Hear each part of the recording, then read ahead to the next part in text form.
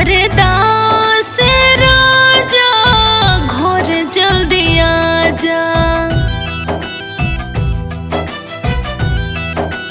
हाँ हाँ हाँ होते नइखे अब बरदास राजा घर जल्दी आजा।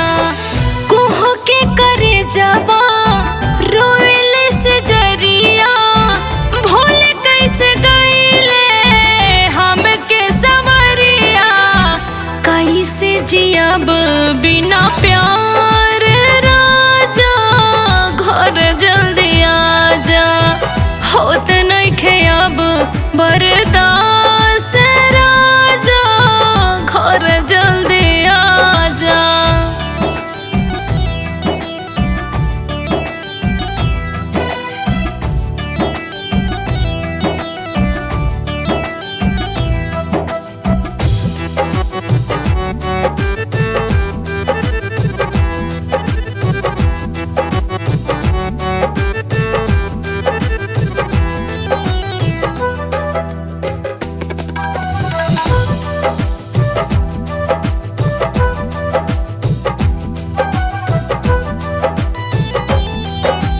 जब से भइल बातों से गवनमा याद बहुत आवेला सजनमा। आके तू हमरा यसरा पुराज दिल में समा जाए बलमुआ। हो जब से भइल बातों से गवनमा याद बहुत आवेला सजनमा। आके तू हमरा यसरा पुराज दिल में समा जाए बलमुआ। छछने लजियारा हिया के जुड़ा जा जहर जुदाई अब सहल न जाता। खुद नइखे अब बरदास राजा घर जल्दी आजा। होते नइखे अब बरदास राजा घर जल्दी आजा।